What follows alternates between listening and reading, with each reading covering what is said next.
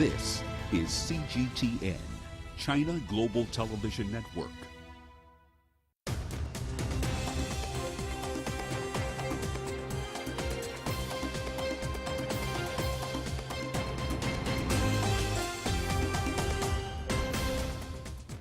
Hello and welcome to China Global Television Network. This is The World Today. I'm Beatrice Marshall in Nairobi. Here are your top stories. NATO and Russia to hold talks amid mounting tensions over Ukraine. The Democratic People's Republic of Korea claims a success in hypersonic missile tests. And Kazakhstan says foreign troops to leave the country by the end of next week. We begin in Brussels, where Russia is expected to lay out its demands for security guarantees at a meeting with NATO. The meeting follows intense talks between the Kremlin and Washington in Geneva that showed the sides have major differences to bridge. The talks are part of a broader effort to defuse the worst tensions with Moscow in recent history, triggered primarily by a confrontation over the Ukraine. The Kremlin denies Western accusations that it plans to invade Ukraine with a military buildup near the border. NATO diplomats say they are ready to negotiate for military transparency from the Russians. While the meeting in Brussels follows intense talks between Russia and the US in Geneva, both sides took uncompromising stances amid the buildup of Russian troops near the Ukrainian border. Speaking to reporters, the US Under-Secretary of State reiterated consequences if Russia fails to move forward with de-escalation efforts. Russia now has a stark choice to make, whether to take the path of diplomacy and dialogue or instead seek confrontation and the massive consequences that will bring. If the Russian government further invades Ukraine, further destabilizes Ukraine, we are ready and aligned with our allies and our partners to impose severe costs. We will respond with massive economic measures. Well, Ross Cullen is in Brussels with more on this. Ross, what updates do you have for us? Hi Beatrice, we're joining you here at the NATO headquarters in Brussels. In that building you can see behind me the 3 hours of meetings are underway. NATO and Russia are talking this morning. NATO wants to see focused and meaningful dialogue. Russia, speaking before the meetings began, said it hoped for serious and in-depth talks. Jens Stoltenberg, the NATO Secretary General, is leading the talks for the NATO side. It's the Russian Deputy Foreign Minister Alexander Grushko who is here leading talks for Moscow. And Russia has made its guarantees that it wants to see. NATO has its demands it also wants to achieve. NATO wants to see Russia remove its troops from inside Ukraine, from around Ukraine, to de-escalate and also be more transparent. Russia wants to see what it describes as a waterproof, bulletproof guarantee that's legally binding and wants NATO to sign up to this, that in Russia's words, Ukraine and Georgia will never ever be members of the North Atlantic Treaty Organization, the NATO alliance. This whole situation stems from Ukraine, this build-up of Russian troops that you mentioned in the introduction, 100,000 soldiers on the border with Ukraine, which the United States described as an unprovoked military build-up. It says that Russia has caused this crisis, and so it wants to see Russia takes the first steps to de-escalate this crisis. We've heard from Ukraine earlier in the week because this week has been dominated by those major talks. We had the US and Russia speaking on Monday. We had NATO and Ukraine speaking on Monday as well. The Deputy Prime Minister of Ukraine, Olga Stefanishyna, was here in Brussels saying that her country is a NATO aspiring nation. That's something which is a red line from Moscow. It just cannot allow Ukraine or other former Soviet states to become members of the North Atlantic Treaty Organization in the future. That's something it finds hard to think about, let alone even allow when it comes to former Soviet states joining the alliance. We have seen more expansion in recent years. We've seen Montenegro join, we've seen North Macedonia join, and Russia does want to see this eastward expansion of NATO stop. It says it thought there was going to be no further expansion, but that expansion has continued. Whether or not we will see some resolution or an agreement reached at the end of this period of talks this morning is hard to envisage, Beatrice, because they are coming with such high ambitions on both sides, for both sides to be happy. Russia wants to see that legally binding guarantee. NATO wants to see Russia immediately start to de-escalate and remove its troops from around Ukraine, but they are at least talking. They are sitting down at the table here at the NATO headquarters this morning. All right, Ross Cullen keeping tabs on that for us in Brussels. Thank you. The DPRK has reportedly tested a hypersonic missile successfully. Its leader Kim Jong-un personally oversaw the launch test. Jack Button has more from Seoul. Pyongyang is saying that it was third and final test. The first one was back in September. They were all from the same area, and they're calling it a big success, saying it struck a target 1,000 kilometers away. It carried out a glide maneuver, a corkscrew maneuver. Kim Jong-un in attendance, the first time he's been in attendance since March 2020 at a weapons test, underlining how important this is seen to Pyongyang. South Korean officials pouring a little bit of cold water over it, saying they're still not sure it really is a hypersonic missile, even though it flew at Mach 10, 10 times the speed of sound. They say conventional ballistic missiles can also achieve this in takeoff. But either way, this is a missile that can fly very fast and at very low altitude, meaning it's very hard for the kind of radar that detects high-flying conventional ballistic missiles to detect. The reactions around here, of course, have been condemnation from Japan, South Korea, calling this a breach of the UN sanctions. But really, it's just feeding into this big worry that since the Donald Trump-Kim Jong-un summit in 2019 ended with no outcome, we've just seen more and more weapons tests from the DPRK. And as Kim Jong-un said himself, reported in state media, at this local test, he said the DPRK needs to strengthen its strategic military weapons muscle in quantity and quality. So clearly a signal they're pushing ahead with building up this arsenal. President Moon Jae-in here saying very concerned, also concerned that this is coming ahead of the March presidential election here.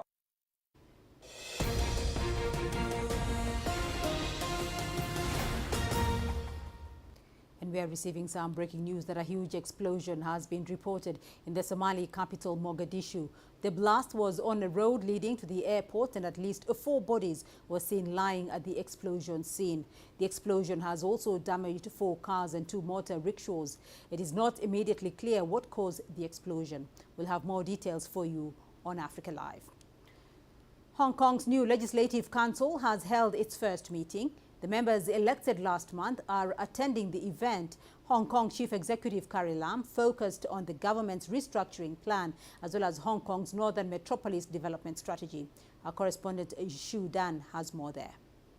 Carrie Lam says lawmakers in the last term approved 46 bills. She adds her government will put forward 40 legislative proposals for lawmakers to handle on topics covering copyright, child abuse, and national security. Carrie Lam outlined her ideas for restructuring the government, as well as give an update on her plan to develop a northern metropolis along the border with Shenzhen. We aim to submit a proposal and members' views for the Chief Executive-elect's consideration after the Chief Executive election on the 27th of March 2022. The current term government will render full support by submitting to the Legislative Council reorganization proposal that is deemed appropriate by the Chief Executive-elect as soon as possible. All vetting and approval procedures concerned should be completed by early June 2022 to allow sufficient time for the Chief Executive-elect to complete the constitutional procedures of appointing principal officials so that the new government structure will come into operation starting from the 1st of July 2022. And Carrie Lam explains that the government will launch several studies on land utilization and land use conversion under the Northern Metropolis project. She also says that her administration has held discussions with Shenzhen on building new railways to connect Hong Kong and Chinese mainland cities. Kazakhstan's new government has been sworn in a week after the former cabinet resigned due to the recent unrest. The new Prime Minister Alikan Smayov has vowed to prioritize economic recovery and the improvement of people's livelihoods. Economic losses of about $240 million have been reported. Demonstrators clashed with security forces and torched public buildings in one of the country's most devastating crises in 30 years. Peacekeepers from a regional security alliance were called in last week to maintain order. With the situation stabilizing, the president says the peacekeeping forces will start to leave on Thursday. Stuart Smith reports. Speaking with Parliament by video link, Kazakhstan's President Kassym-Jomart Tokayev said the situation in all regions of the Republic was stable, and so in 2 days' time and over a period of 10 days, the troops would return home. The military alliance, made of 6 post-Soviet countries, sent more than 2,000 troops and 250 pieces of military hardware. Russian President Vladimir Putin said their success had been crucial to preventing a coup. As well as the withdrawal of troops, the Kazakh president announced the beginning of major changes to the government, whose cabinet ministers he sacked as the protests began. Today we appointed a new Prime Minister, setting a number of specific tasks. I'm assigning the Prime Minister with developing a government framework for action for 2022 within 3 weeks. The new Prime Minister, Alikhan Smailov, has been tasked with reforming the whole public administration system, taking on the coronavirus pandemic, narrowing the wealth gap, raising taxes on the mining sector, eliminating irregularities in state procurement, and developing a set of measures to control the level of inflation. The change of governance comes with a change of officials in key national security positions too. The previous head of the National Security Committee was arrested and accused of treason for missing the looming threat and failing to act properly during the unrest. Stuart Smith, CGTN, Moscow. Military justice in the United States is under the spotlight once again. Many inmates have been proven innocent at its controversial prison, Guantanamo Bay. The prison was opened in 2001 in the wake of the September 11th attacks. It was designed to hold prisoners alleged by the U.S. to be the most dangerous terrorists captured in Afghanistan and elsewhere. Former Guantanamo Bay detainee Mansour Adaifi was imprisoned for 14 years without being charged. He was released in 2016 to Serbia. He talks about his experience at the prison. I mean, the first time I was shipped, I was taken, so when I was sold to the Americans, handed over as Al-Qaeda commander and 9/11 insider, and I was accused to be an Egyptian general, and I was, I spent around over 2 months in the black site. Like I lost my mind, basically. I mean, 24 hours interrogation, start beating, hanging, all kind of things you imagine. I mean, I don't want to go through it, but if you look at the Senate tertiary report, everything was mentioned there. It got worse for the group who came to the black site after us. And after over 2 months, I was transferred to Kandahar detention. Again, the machinery of interrogation starts again. Then to Guantanamo over the next 15 years there, under interrogation, torture, abuses, and so on. The narrative, however, changed in after 2010. In America, in the government report about me, they said unclear if he actually joined Al-Qaeda, and none of Al-Qaeda members or Al-Qaeda leaders recognize him as member of Al-Qaeda. This is Guantanamo, and as you know, like around 800 men in prison at Guantanamo. They call us prisoners. They call us detainees for some reasons, because as you know, they don't want to give us any rights at Guantanamo. And that is it for this edition of The World Today. I'll be back shortly with more news from the continent in Africa Live. Thank you for watching.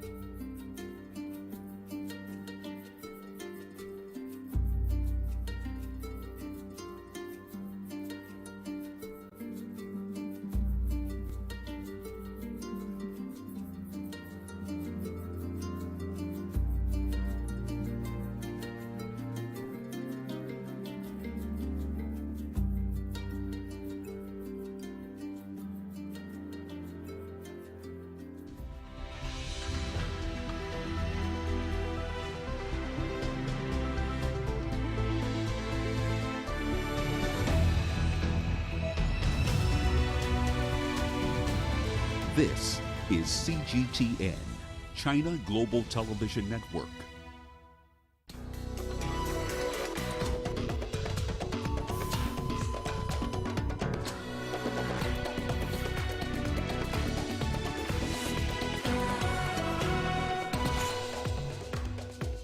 Eight soldiers arrested in Burkina Faso for an alleged plot to destabilize the country's institutions.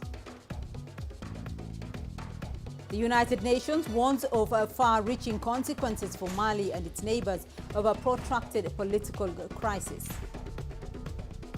And teenage pregnancies and dropout rates rise in Uganda following an extended closure of schools. Welcome to Africa Live on CGTN with me, Beatrice Marshall, in Nairobi. Also coming up on the program. In sports, holders Algeria frustrated to a barren draw by Sierra Leone at the 2021 Africa Cup of Nations. We begin in Somalia, where a huge explosion has been reported in the Somali capital, Mogadishu. The blast was on a road leading to the airport, and at least 4 bodies were seen lying at the explosion scene. The explosion has also damaged 4 cars and 2 motor rickshaws. It is not immediately clear what caused the explosion. Well, Mohamed Kahiye has more from Somalia for us. Mohamed, what do we know so far about the blast?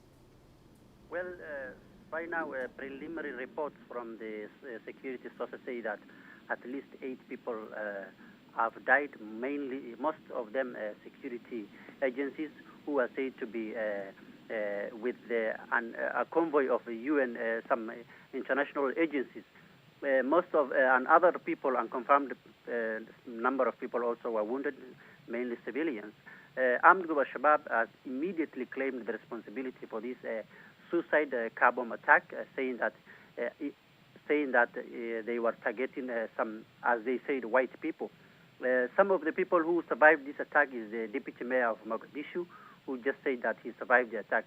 So this attack comes at a time when there is a political tension in the country, and the Somali leaders just agreed that days ago that they was going forward to elections. So security of the elections, and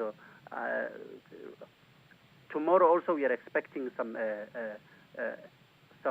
protest in Mogadishu. So Al-Shabaab has claimed this attack, and security sources say that they are tightening the security of the capital, Mogadishu.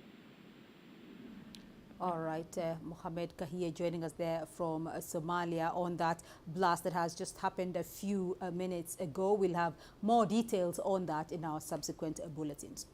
Now, 8 soldiers, including a high-ranking commander, have been detained over alleged plans to destabilize Burkina Faso's institutions.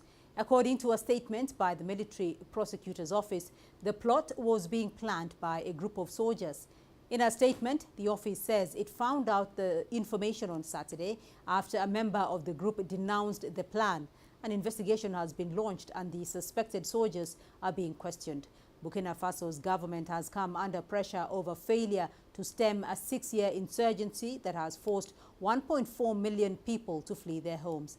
Malik Lingani, a political analyst in Ouagadougou, gives us more insight into that story. On January 11, the military prosecutors announced that there were an alleged coup that was that have been prepared by some military officers. Right now in Burkina, we only know that 8 of the military groups were arrested, but we don't know more about that. And the prosecutor said that the investigations are ongoing. Just to remind you that this is not the first one that some allegations about a coup is announced in Burkina Faso. And most of the opinions are looking forward to know more about it. And not to mention that it is not the worst thing ever in Burkina Faso. The country is attacked by terrorists, and many people are looking for solutions to solve this.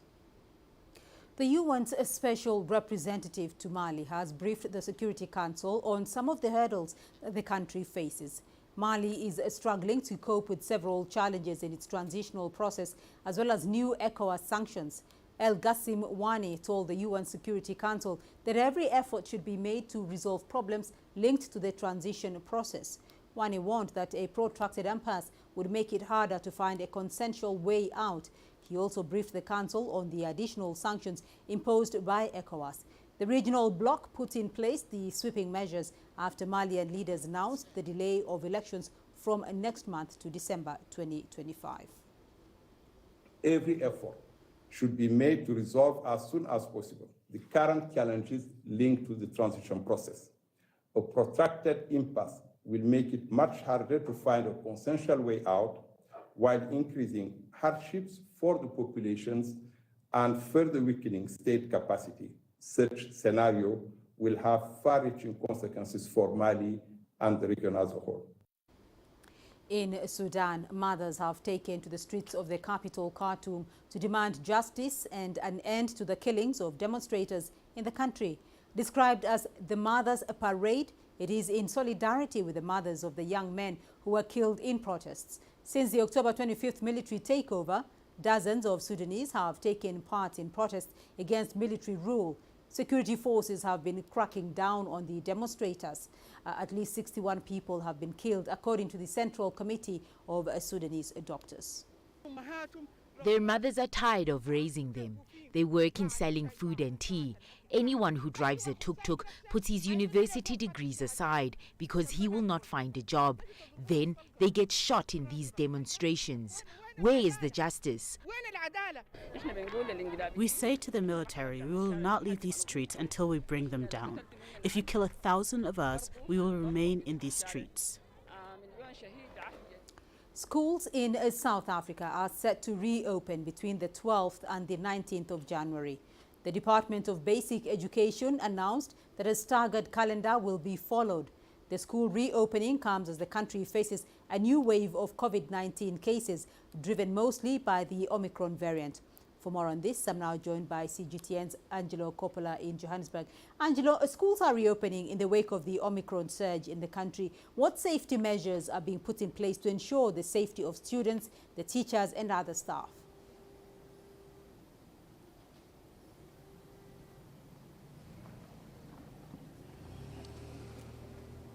Well, Beatrice, social distancing is still the key driving approach to schooling. There's mandatory mask wearing, it's compulsory, of course. There are also sanitation stations out at every classroom in the school across the country.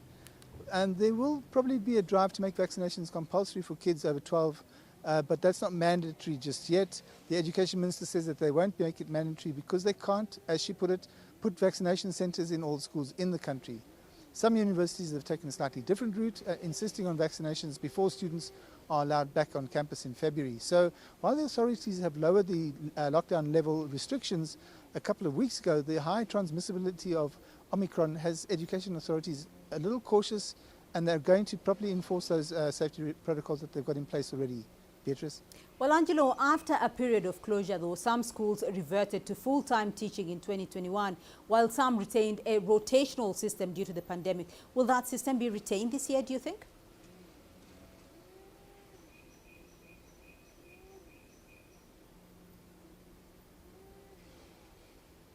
Well, look, a bit of background here. That rotational learning schedule was applied to schools that couldn't cope with the overcrowding, which mean while still having to meet those social distancing rules that were imposed by the government. Typically, schools or kids would be in school for 2 days a week in 1 week, and then 3 days a week in the week following that. So the rationale is that the system will probably continue or until the COVID Command Council actually says otherwise. We have no clarity yet on when that and if that's going to happen. It's specifically targeted at the smaller schools who couldn't spread those learners into smaller groups and into different classrooms because it was just too small. Of course, that could some schools allowed pupils to actually study and work from home using online networks, but that number of pupils is minute in comparison to the total number of students and learners that are in the country.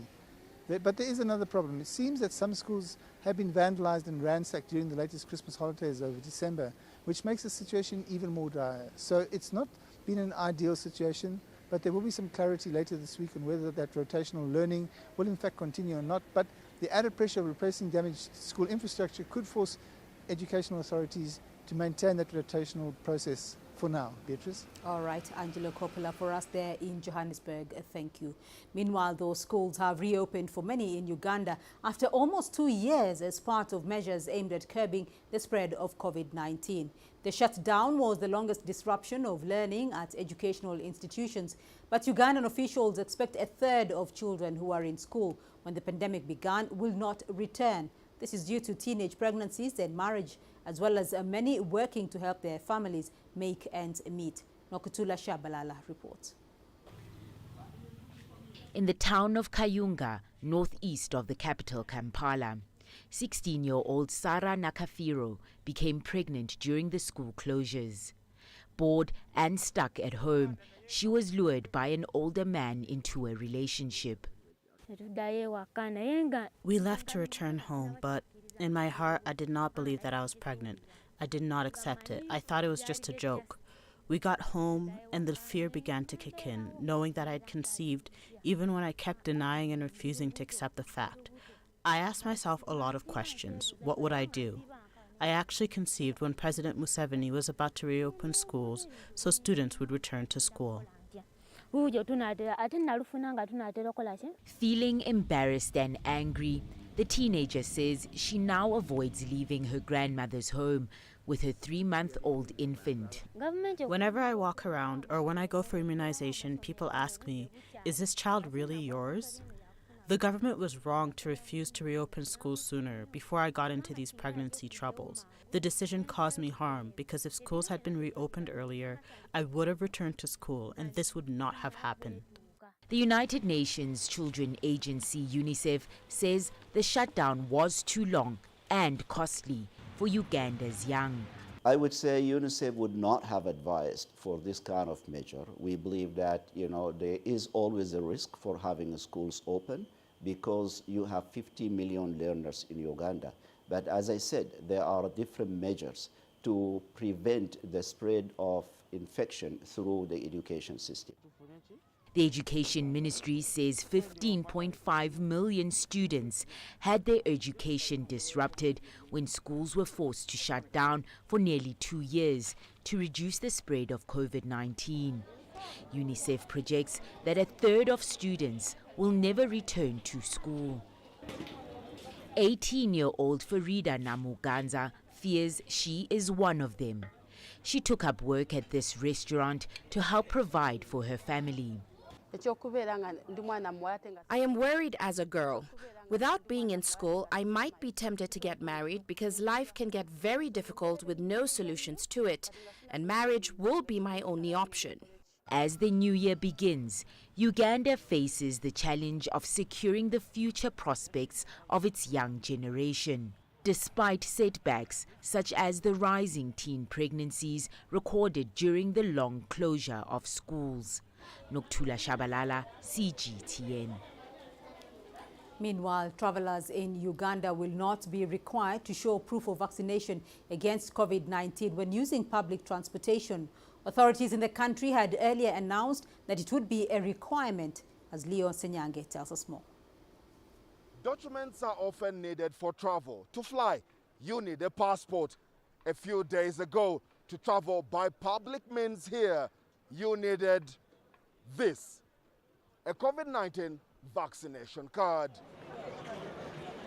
The policy was announced after a presidential directive that allowed public transport to resume carrying at full capacity.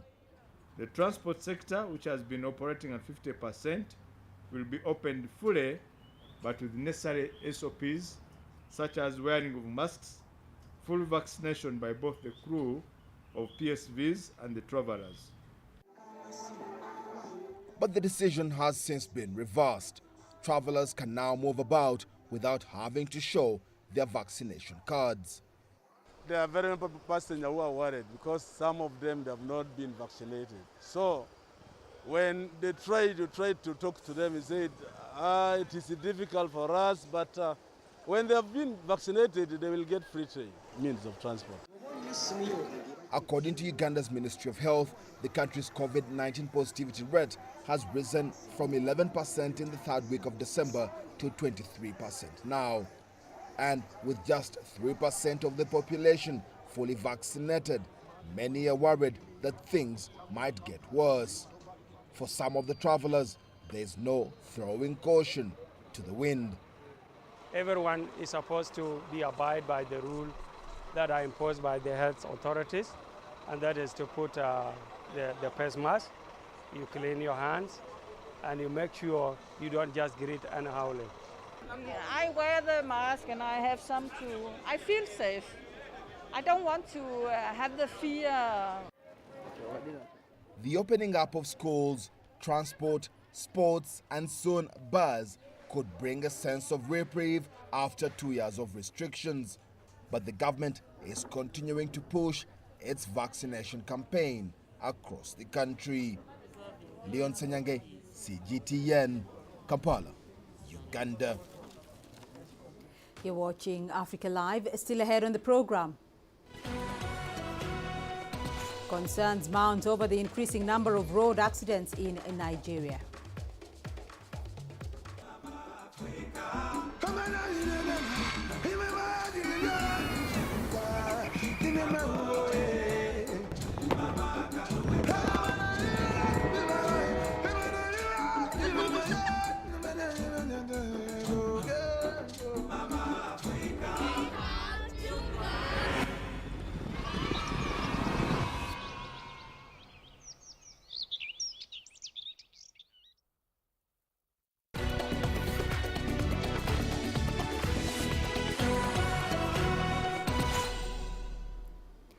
The World Health Organization says global COVID-19 cases increased by 55% last week. Data shows infections increased in all regions except Africa, which reported a decrease of 11%. Southeast Asia saw the biggest jump of 418%, followed by the Western Pacific at 122%. The WHO says Omicron is quickly becoming the dominant variant. Nearly 60% of samples taken over the past 30 days were Omicron, while over 40% were Delta. The health agency says Europe reported more than 7 million new Omicron cases in the first week of January. It warns that more than half of the population in Europe are on track to contract Omicron in the next 2 months if infections continue at current rates. Guinea has launched a vaccination drive aimed at children aged between 12 and 17. The first phase of the campaign began in the Kindia and Conakry regions. The country is currently facing a COVID-19 outbreak, driven largely in part by the Omicron variant. The first phase of the campaign will run until January the 21st. The drive is being launched in schools with health workers inoculating students. The vaccination is for children aged 12 to 17, and we're using the Pfizer vaccine. You know, with children, this kind of thing is not always easy, but it's going well so far. Tunisia's Ministry of Health says it is preparing for a possible fifth wave of COVID infections. The ministry says it has provided more ICU beds and increased oxygen supplies to health institutions across the country. Adnan Chauchi has more from Tunis. Dr. Heshmi Louzir heads the COVID-19 vaccination campaign in Tunisia, as well as the Pasteur Institute in the capital, Tunis. He has warned that infections linked with the Omicron and Delta variants are increasing across the North African country. He says people need to observe preventive measures as the country faces the possibility of a fifth wave of infections. This new wave of infection started in Europe and has reached its peak. It's mainly caused by the spread of the Omicron variant globally. The Delta variant is also present, but Omicron spreads more rapidly in Tunisia.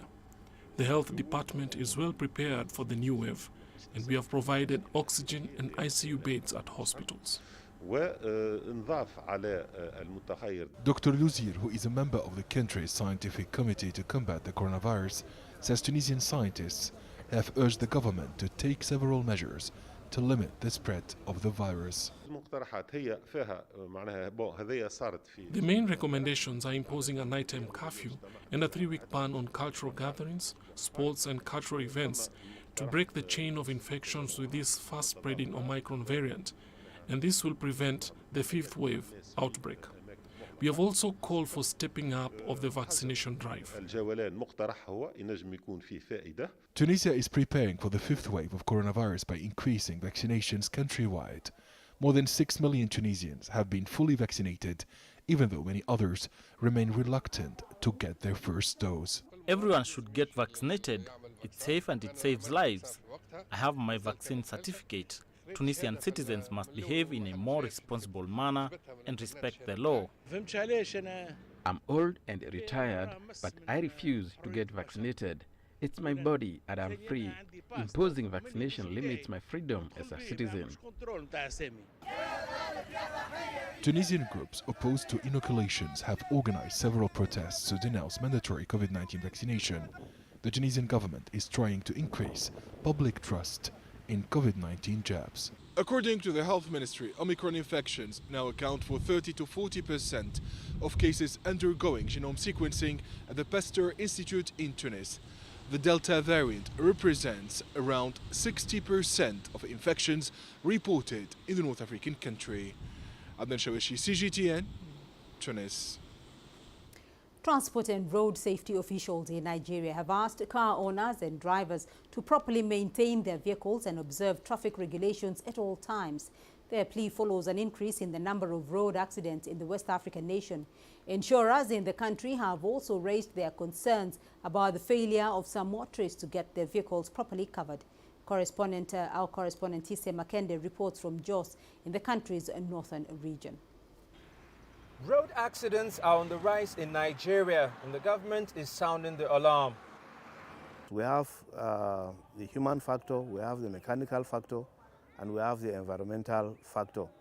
And in this case, the human factor accounts for the largest proportion of road traffic crashes. And when we talk of human factors, it includes things like speeding, use of phone while driving, carrying overload, dangerous driving, and lots of impermissible things. The Federal Road Safety Corps in Nigeria says there were 5,320 road crashes, leading to 2,471 deaths in the first half of 2021 alone. 15,882 people, according to the report, sustained injuries, while 15,398 were rescued from the crashes. Many vehicle owners have had to repair their vehicles after accidents because they are uninsured. Insurance experts are urging drivers to get insurance cover for their cars to alleviate the financial pressure. The insurance company will come and indemnify you. They will quantify the loss, how much is the value of the vehicle. If it is within economic repair, it will be considered for repair. And if it goes above the economic repair, it will be considered as total loss. And they will consider depreciation and pay me the net offer. Road safety officials in the country are demanding better driving and proper maintenance of vehicles by drivers and owners as ways to reduce road accidents in the country. A journey that is supposed to take you 5 hours, if you plan it well, you should be able to, you can make it within, if you wake up early, you can make it plus or minus 7 hours, so that you make sure that you move at a safe speed, and then ensure that you go by the routine checks as recommended by manufacturers of your vehicle. Ensure that you carry out good maintenance of your vehicle. Ensure that you use good tires. Don't patronize second-hand tires or used tires or Tokumbo tires, as we always advise. And make sure that your vehicle is road-worthy. The officials say they have also embarked on public information campaigns as they try to reduce accidents in the country. But beyond the campaign, officials say they will be cracking down on cars that aren't up to road safety standards to ensure the roads and drivers are safe. Tessim Akende, CGTN Jos, Nigeria. A quick look now at your business news. Here's what's ahead. Tanzania's tourist arrivals in 2021 raise hopes of higher numbers this year. Africa is the nexus of enterprise, and global business will tell you why it matters. From the mega investment projects to multi-billion-dollar mergers and acquisitions. Africa today collects, just in terms of revenues from taxes alone, $545 billion a year. If you take 10% of that and you devote it to the energy sector, problem solved. All this on Global Business, weekdays at this time on CGTN.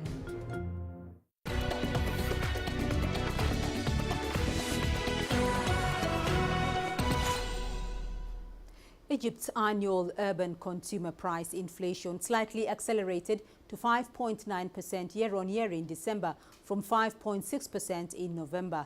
That's according to data from the country's state statistics agency. Month-on-month, the headline indicator showed inflation at 0.1% in December compared to 0.1% in November. The annual rate remains within the 5 to 9% target range set by the central bank, which kept its key interest rates unchanged during a regular Monetary Policy Committee meeting on December the 16th. Egypt's economy has roared back after sagging during the worst of the coronavirus pandemic. The North African state's GDP shot up by 9.8% year-on-year in the July to September quarter, up from 0.7% a year earlier. While Tunisia has set the threshold of the automatic adjustment of fuel prices at 3% instead of 5% throughout 2022. Authorities say the measures are aimed at reducing pressure on the energy budget and better control the energy deficit that has continued to grow. From Tunis, here's Adnan Chauchi with the details. The Director General of Hydrocarbons at Tunisia's Energy Ministry explained that the government has been spending heavily on fuel subsidies and had put in place policies to mitigate the energy deficit. Tunisia's revision of fuel prices will affect the prices of gasoline, unleaded gasoline and diesel, but not those of domestic gas cylinders. Tunisia subsidizes fuel and energy in general. However, this strategy negatively affects the state public finances. The objective of the automatic fuel price adjustment is to adjust the price in accordance with the international market. When a barrel price goes up by $1, it costs an additional $45 million to the state budget. Authorities say that the gradual lifting of subsidies on energy products will allow Tunisia to reach real prices by 2026. The gradual lifting of subsidies on energy products is part of a structural reform program for the energy sector. It is one of the main topics of negotiations with the International Monetary Fund. The 2022 state budget has provided zero taxation for all electric vehicles, including cars and buses. Tunisia has made a giant leap by encouraging renewable energy production. The state is eyeing 30% renewable energy target by 2030. Now the authorities are encouraging the import and production of electric vehicles. This decision will have a positive impact on the economy. The Tunisian Finance Department announced that hybrid vehicles will be subject to a reduced consumption duty of 50%. Motor vehicles carrying more than 10 people, as well as vehicles for the transport of goods, will also be exempted from 30% customs duty. Energy experts assert that investing in renewable energy and using electric cars would promote industrial development in Tunisia. The country's oil and gas production covers less than 40% of its needs, with the difference covered by imports. Adnan Shawishi, CGTN, Tunis. Tanzanian President Samia Suluhu Hassan has revealed that 1.4 million tourists visited the country in 2021, despite the COVID-19 pandemic that severely hit its tourism industry. The government's expectations are that the tourism industry will continue to flourish in 2022 and beyond. CGTN's Daniel Kijo reports. Dennis Glibik has dedicated his life to the hospitality industry. Having worked in more than 10 countries and traveling to over 100, he says working in Tanzania may be his best posting yet. Despite the last 2 years being challenging due to the impacts of the COVID-19 pandemic, he says 2021 saw the beginning of tourists flocking back into the country, scrambling to get away from cold winters for sunny beaches and beautiful savannas. In Tanzania, you can go to the parks. You have the Serengeti, the Selous. You can visit Mount Kilimanjaro. You can go to Zanzibar. You can do the beaches. You can do culture. You can do heritage. You can do agriculture visits. You can go to Arusha. You know, the variety that this country has to offer is incredible. When COVID-19 was at its peak, most of Tanzania's primary tourist markets went into lockdowns. In order to save the tourism sector, the Tanzanian government increased promotion and marketing in new emerging markets like Russia, Israel, Burundi, Malawi, Poland, Rwanda, Congo, and France. This move saw tourism arrival numbers increase. Na kuingiza nchini watalii milioni 1.4. We received into the country 1.4 million tourists, as compared to the 620,867 tourists who visited the country in 2020. 133. According to the National Bureau of Statistics, Tanzania has one of the world's highest percentages of reserved land as protected areas, about 38%. It has 20 parks and is home to a large variety of wildlife, including the large animals known as the Big Five. The tourism sector contributes about 17.5% of the country's GDP. To try and keep exposing Tanzania's tourism across the world, President Samia Suluhu Hassan was featured in the Royal Tour documentary. It's a film that portrays key and leading tourist sites. The publicity from the Royal Tour filming and the Tourism Board's marketing efforts saw earnings from the tourism sector improve significantly last year. So the experience that we have gained, we're going to be using on every future potential threat towards our businesses, towards our industry, to how to deal with it. The government has pledged to remain vigilant in improving the tourism sector despite the challenges posed by COVID-19. It believes this positive trend will bring some relief to the over 1 million people who depend on this industry to survive. Daniel Kijo, CGTN, Dar es Salaam. Let's now take a quick look at your sports news. Here's what's ahead. Holders Algeria frustrated to a barren draw by Sierra Leone at the 2021 Africa Cup of Nations. The greatest journeys, the greatest sights, the greatest adventures. Here in Qanater, this weir allows the locals to walk on water. We're far more than just TV news. We're your passport to the wonders of Africa. To bring you stories of struggle, survival and hope.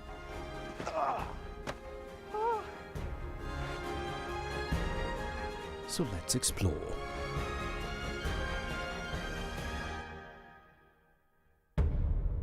CGTN. See the difference.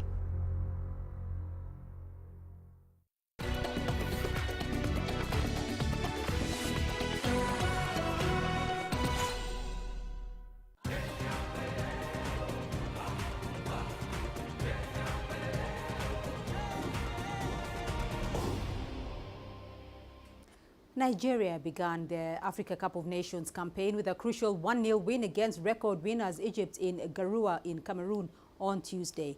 Kelechi Iheanacho's strike at the half-hour mark was enough to hand the Super Eagles a victory that sees them sit atop of Group D with 3 points. The other Group D tie saw a resilient Sudan hold Guinea-Bissau to a scoreless draw. In Group E, holders Algeria were also held to a goalless draw against a stubborn and spirited Sierra Leone side in Group E's action at the Japoma Stadium in Douala. We expected a tough game, and it was. In Africa, it's really complicated to play in the heat. But that should not be an excuse for us because we are in the same conditions as the Sierra Leoneans. I think we just lacked efficiency. We had situations that we could have taken advantage of, but now the game is over. We have to concentrate on the next game, and the whole team has to raise its game. Today was a tough game. I thought Algeria were a strong team. As we know, they're the favourites, they're the reigning champions, so we knew today would be tough, but I thought we battled really well. We've got an amazing spirit inside our camp, and I think congratulations to our goalkeeper who who played incredibly well, and it's we got the 1 point today, but we need to build on it now. Meanwhile, the Pharaohs' loss to Nigeria mean they are now at the bottom of the standings in Group D. Egyptian fans following the match in Cairo were left disappointed with the result and accused Portuguese head coach Carlo Giros of getting his tactics wrong for the crucial encounter. CGTN's Adam Mahroui has more from Cairo. Football fans in the Egyptian capital, Cairo, rushed to the biggest screens they could find on Tuesday to cheer for their beloved Pharaohs. These eager faces had hoped to see their national team start the pursuit of a record-extending 8th African title strongly. But the Pharaohs lost their opening game and the most important match in Group D to fellow giants and three-time winners Nigeria. We didn't play well at all. We are the African champions who have 7 titles. This was not the quality of football expected. Nigeria was much better in the game. I'm really astonished that the coach changed players' roles in such a way. I know our coach has a strong CV, but now I'm worried about the future of my national team in the competition. I'm starting to lose hope in the national team. They're all excellent players in Europe, but together, there's no harmony. The formation is mixed up, and so is the player's position. Mustafa Mohamed should be a center forward. Mohamed Salah must go back to stand in the wing. The national team was non-existent in the match. Egypt posed no significant threat against the Super Eagles, with only 2 shots on target. Despite many attempts and more ball possession by the Pharaohs, it was Nigeria who were rewarded 30 minutes into the first half when they scored the winner. And brilliant goalkeeping from Shenawi spared Egypt an even bigger defeat, making 3 outstanding saves.